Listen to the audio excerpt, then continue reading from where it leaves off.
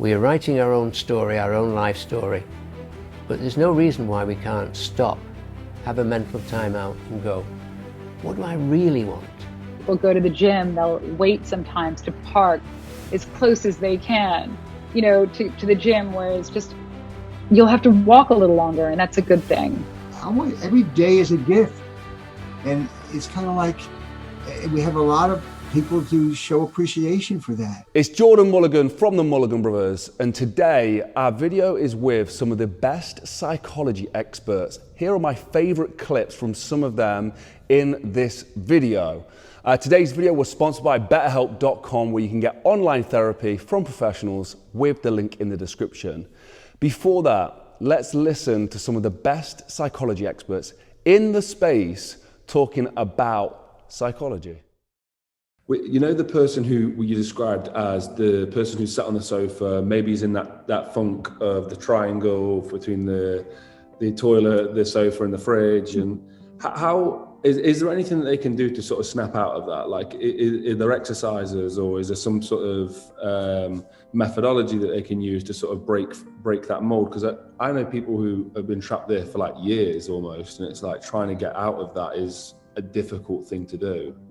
I think, there's a lot of people often put a lot of, energy into New Year's resolutions or, things like that. But as we know, they don't always stick. But that said, when you want to make a behavior change, you go through different stages of pre-contemplation, contemplation, planning, action. There's oftentimes relapse. So expecting setbacks is also part of it. And every day, there's something called the fresh start effect. There's usually a little bit more momentum around people, like around a birthday, around New Year's, around sort of big, like significant, around turning like 30 or 40 or 50. There's usually there's a little more momentum there. But I think every Monday is also a fresh start opportunity for you. But so how can you sort of make it more likely? Number one, be accountable. I think that idea of doing something with a friend is invaluable. So you just sort of have to show up. And even if you're guilted into it, then you can often develop that intrinsic motivation afterwards. But I think that also that you have to, what we call, like, if you think of a reaction, like a chemical reaction, how do you lower the activation energy of the thing that you want to do? How do you make it easier? Because behavior change, you can look at motivation, but motivation comes and it goes. I know in the morning I'm really motivated, by 5 o'clock, a little less so. So what you can do is make the thing you want to do easier. So whatever that is it putting your sneakers by the door? Is it having a gym bag packed before you leave your house? Is it, having some way that it feels a little bit less like a hill you've got to climb to do the thing you want to do? And I found whenever I can make something just a little bit more convenient for somebody to do it, they're much more likely to do it. Look, we're all pretty lazy, in ways, and how do we, and we're creatures of habit. It is possible to change our habits, and we know that, but we always have to replace the one we have with another one. Some people recommend just really basic things like, if you brush your teeth every morning, couple that brushing your teeth with 30 push-ups. So you do something that you have to, you're going to do anyway with that. And even if it's 10 push-ups, just those little changes can actually add up to a lot. I've spoken before about environment changes. So if you're trying to have a healthy diet, not having terrible foods in the house, and like you say, the shoes near the door are really a really good one. Have your running shoes ready and your gear laid out. For yourself, is there any specific examples that you can think of? getting those M&Ms out of my desk drawer. Like those little things. A few years ago, Google, had a problem. Their employees were just eating way too many M&Ms. And, that was one of the perks. You work there, you've got, this endless supply of M&Ms, but they thought, okay, this probably isn't so healthy. So they did something really clever.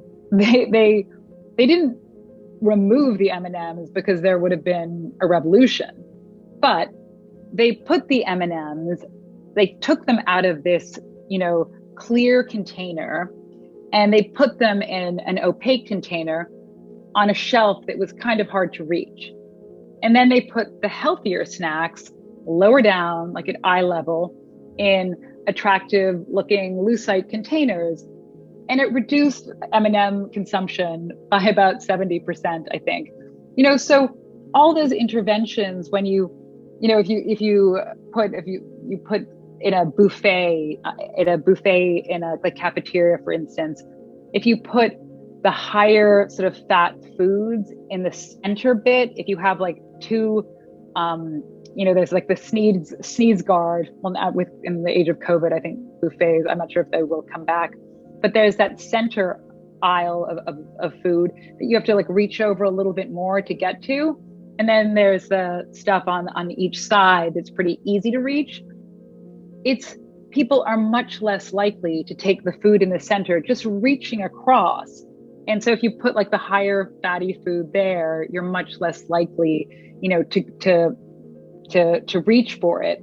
And so again, even, we often don't even consciously realize how much those little things affect our behavior. Like how if something's just easy, if a candy bowl's on my desk, I'm much more likely to eat from it than even if it's just, a few feet away from me. So that, it's called, when we like select situations that you can also alter situations. Like if you get somewhere, like throw out the stuff you don't want to eat, because in a moment of weakness and when your motivation or self-control is a little bit lower, it's going to be much harder for you to resist that thing. And you know about the marshmallow study from the 1960s? It was these little kids, 4 and 5 year olds, who were promised that a marshmallow that's sitting in front of them. And this study.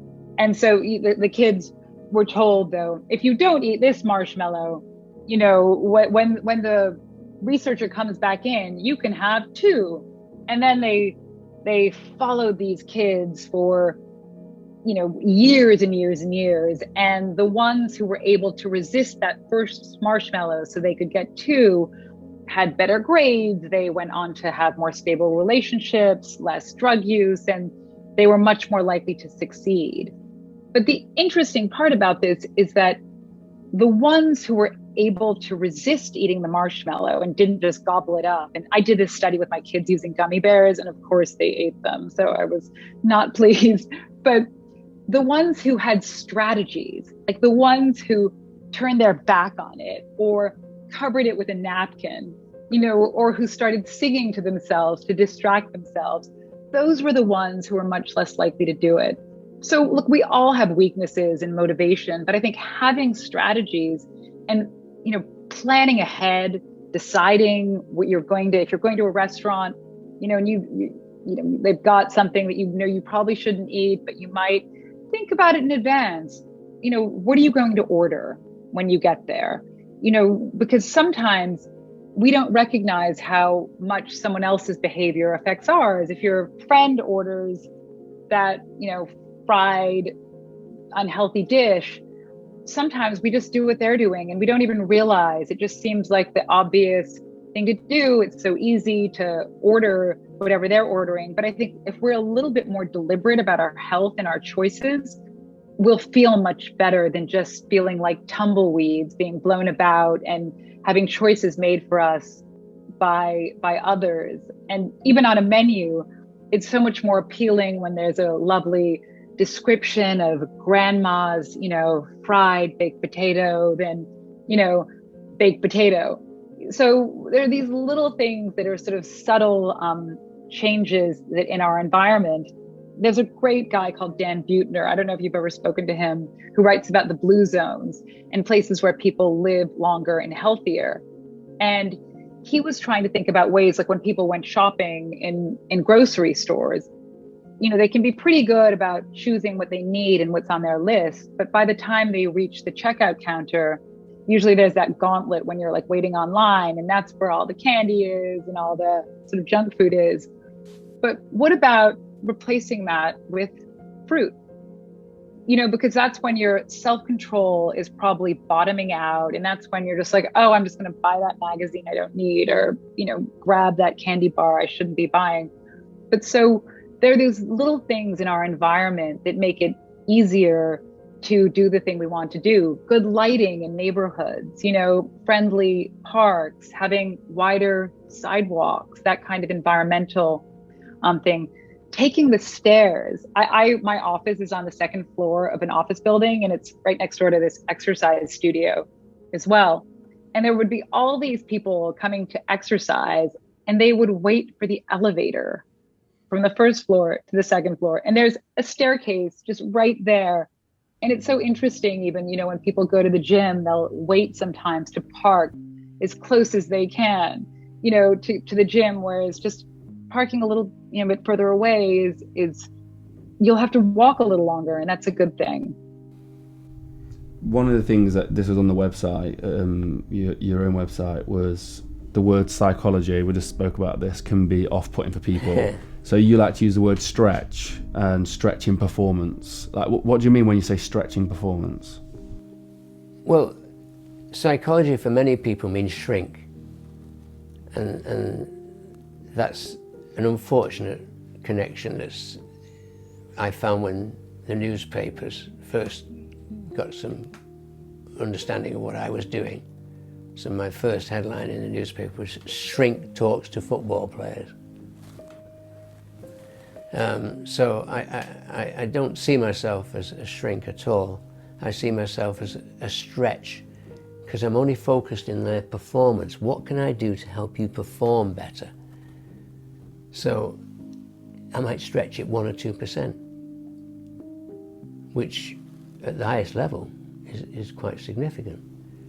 I actually think it probably is more than that, but you never know. You can't tell, you can't measure it, can you?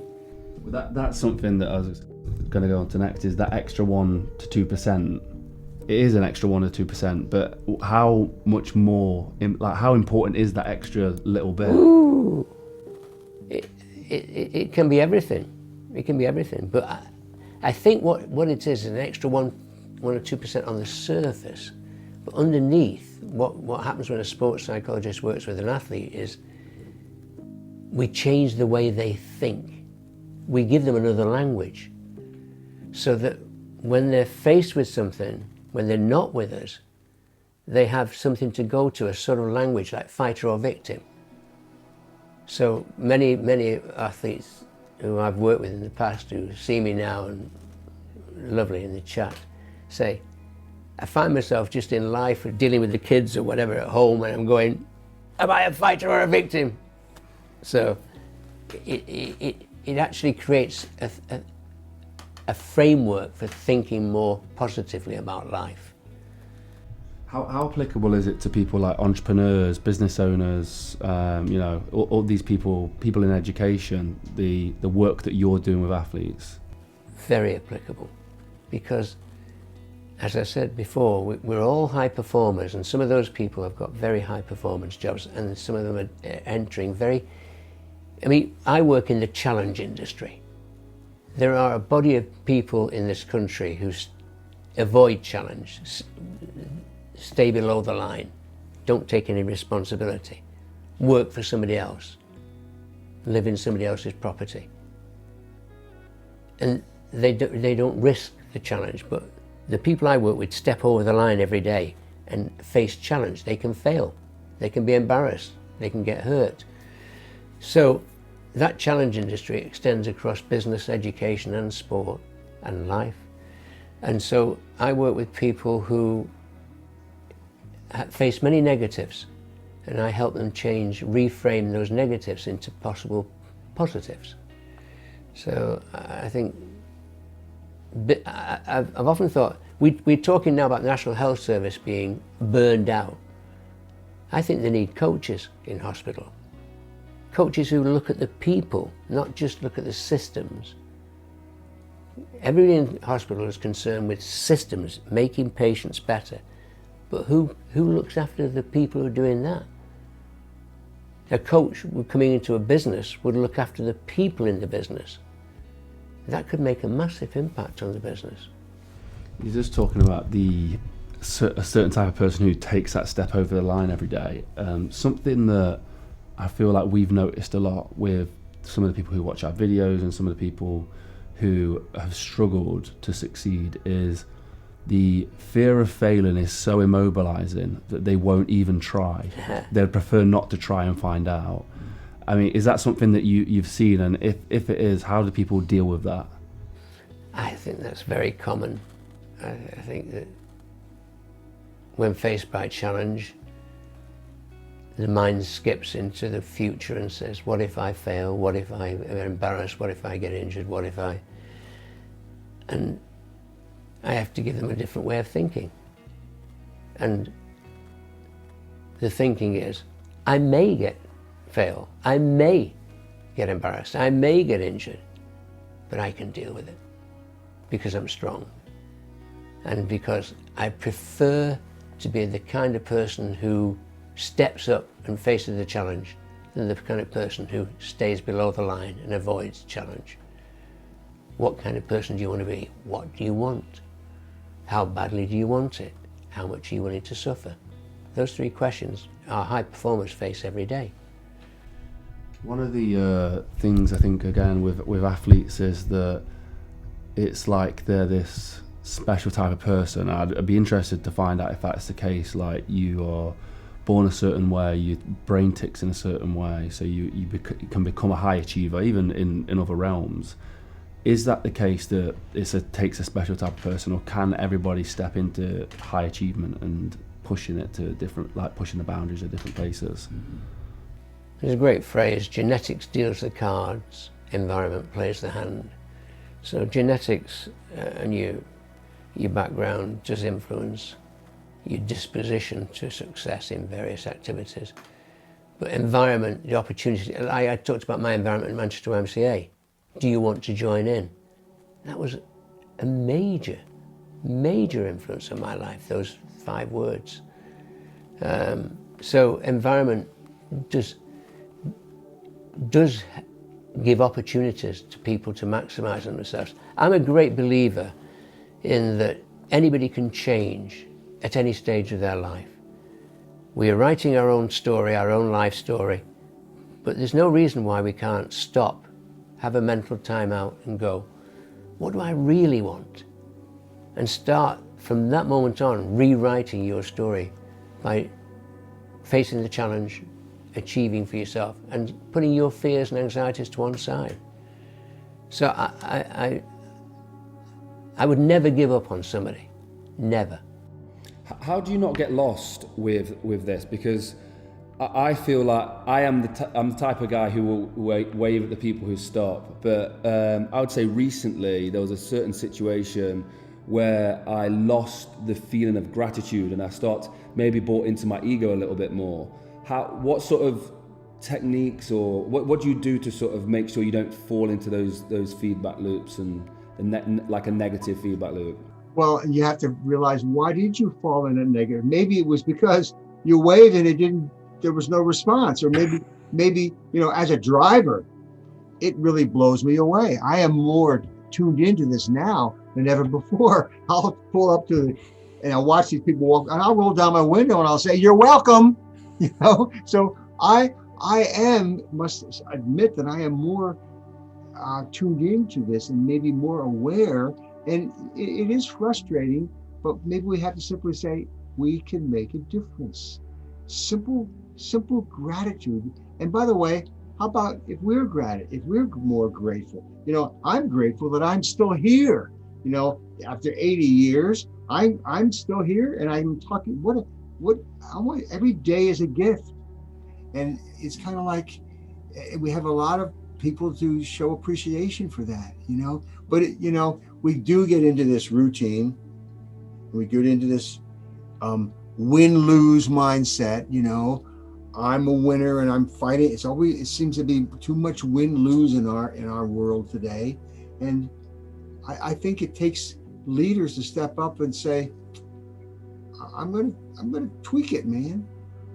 It's not a big deal, but I'm just gonna try to show more positivity. I love that. Yeah, when we talk about inspiring change, it doesn't have to be like a grand gesture. It literally can be opening the door for somebody, and just leading the way with that. So I really do love that, and it can be done on any scale whatsoever.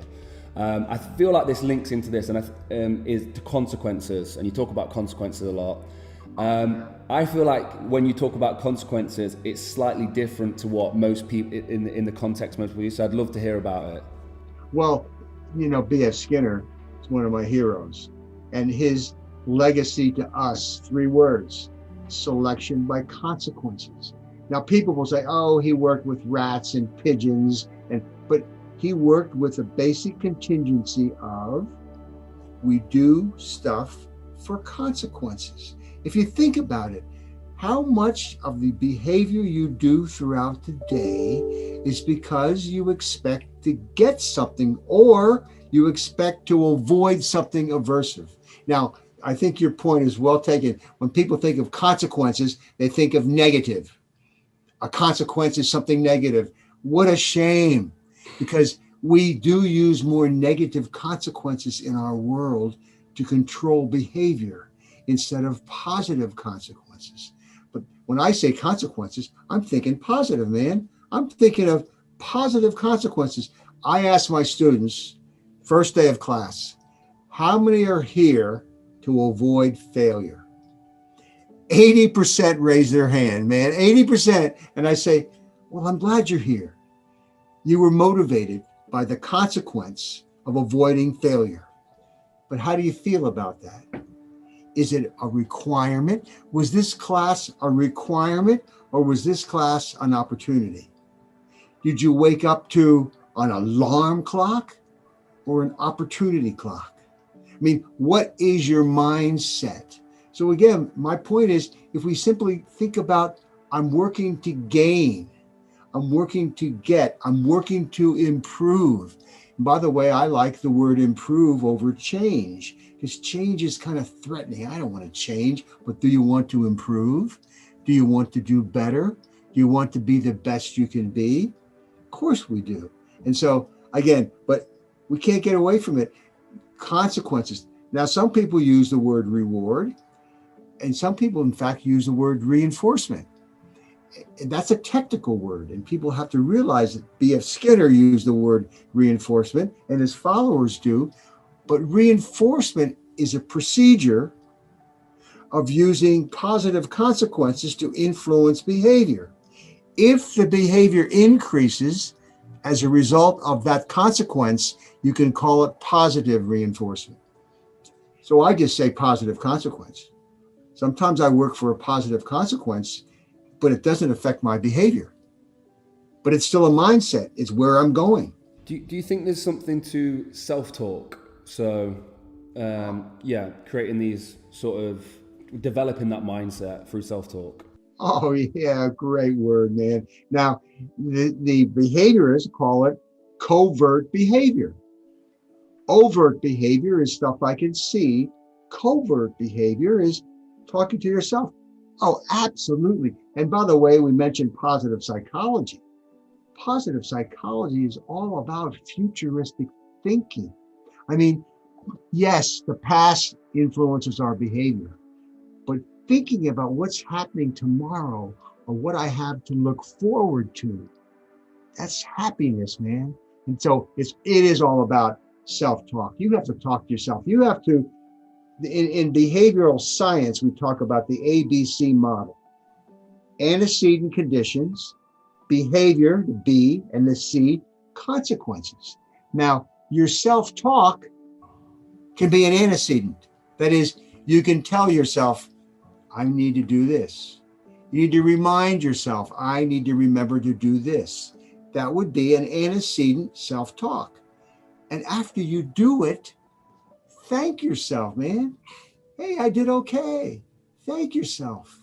And that would be the consequence. So that's brilliant. How you talk to ourselves is critical.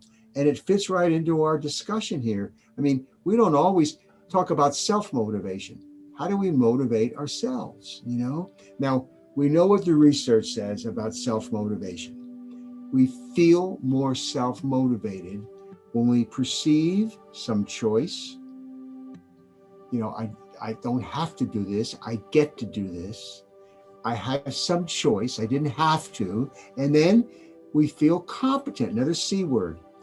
When we're competent at doing worthwhile work, what I'm doing is making a difference, and I'm pretty good at it. How do I know? Because somebody gave me some feedback. My boss told me I did that pretty well.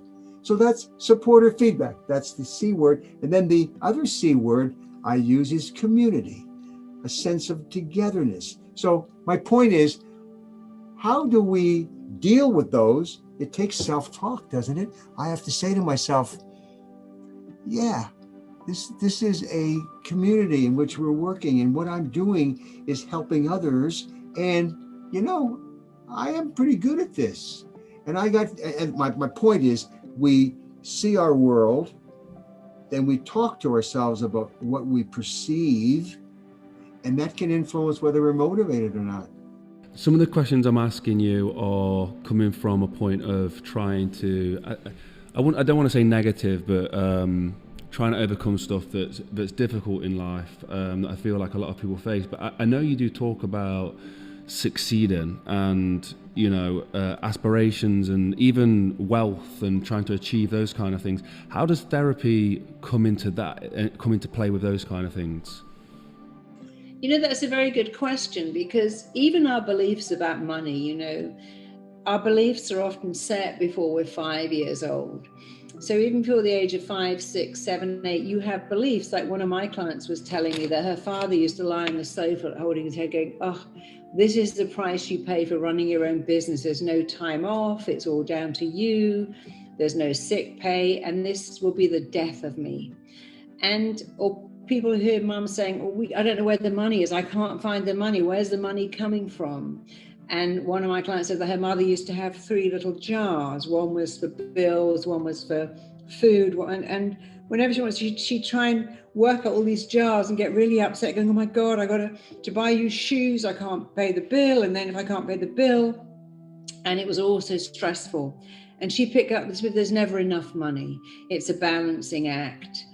And, even that expression, I don't know where to find the money, is very confusing for a child, because none of us say, well, I'll go out and find them. We monetize a gift. We get employed. We get paid to do something we're good at.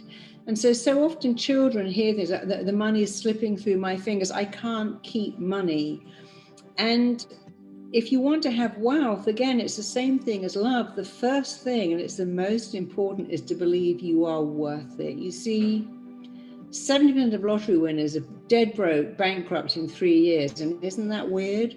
They went from nothing to immense wealth. I met someone who won, I think, 15 million pounds and lost it all. I met someone else who won 11 million pounds and was dead in 3 years because he just drank every day. And why is that? Well, they never believed they were worth that because they just got it. And so if you want anything, whether it's love or wealth or health or joy or success, you have to do it like this. Step 1 is you must believe you're worthy of it. And that can take a little while, but it's not exactly work. You just keep saying, I'm worth this. I deserve this. I deserve love. I deserve wealth. I deserve health. I deserve success. So really wiring you're worth it. Because 80% of having wealth and love is the belief that you are worth it. When you've done that, and you've got to do that first, then take a minute to decide, what does that look like? People say, I want to be a millionaire. Well, I don't know, just want to be a millionaire. But no, you have to know for what. What are you going to do to be a millionaire? What are you going to do to find love. What does it look like, the kind of person you want? You know, one of my clients, I just wanted to marry a billionaire, and I married one, and I never see him. He's always on. Well, yeah, that's why he's a billionaire. He's always flying around the world, because I don't want that. You know, Phil Collins, I don't know if you remember that song, In the Air Tonight. He was away on tour, and his wife ran away with a decorator who was painting their home, because he gave her some attention. She married a rock star, but he was always on tour. And we have to really think, you know, what do I want? What does it look like? Do I really want someone who's head of all these different companies? Do I really want to be married to a farmer? Maybe I don't want to live in the middle of nowhere. Do I really want to be with someone wild and crazy? Be certain of what you want. You want your own, like for me, I wanted to write books, but I knew what that looked like, because to write a book is the easy bit. The next bit, when you've written it, is all the promotion you have to do, like coming on and talking to you, giving talks at book signings, going around Barnes and Nobles and doing signings and going on the radio. And if you can't do that, you will never get a book deal. So you have to decide, you know, really know what it looks like. And then the third step is, are you going to do the work? You know, writing a book requires sitting at home for hours and hours and hours on your own. There's no one saying, let's go to the pub. Oh, you did a great job today. So decide you're worth it. Be very clear about what it looks like. And then go out and do the work. Let's imagine you want a six-pack. That's not a big thing. I want a six-pack. So first of all, I've got to decide I deserve to have a six-pack. But what does it look like? Well, it looks like I'm not eating pizza every day, and I'm doing quite a lot of planks and stomach crunches. And now I know I've got to go out and do that. And if I think, I can't be bothered, then I don't really want a six-pack. But if I really want a six-pack, now I'm doing the lunges and the plank. But the magic to do it is to say these magic words. I love doing this, because often we don't love. I mean, I was doing some lunges the other day where I was standing in the kitchen, and I don't love them, but I love being in shape. So when I'm doing them, I go, oh, I love it. I don't go, oh, this hurts, my knees hurt, this is so boring. I say, I love it, I love it, I love it.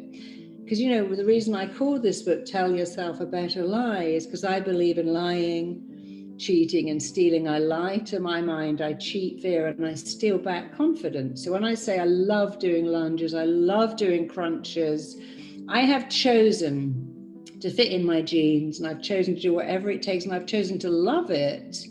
My mind doesn't disagree, because it's a direction. When I go, you know, I could eat loads of cake, but I'm choosing health.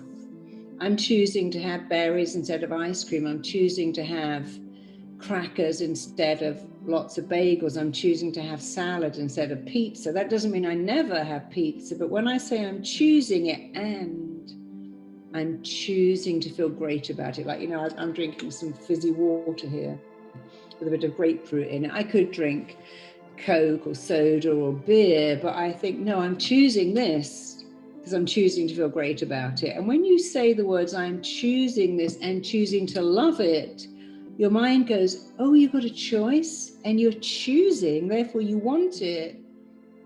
Thank you so much to Bill Beswick, to Samantha Boardman, to Marisa Peer, to Dr. E. Scott Geller, everybody involved in making this video. Thank you so much. These people are all going to be linked down below, and their resources on psychology are also linked down below, so go check that out.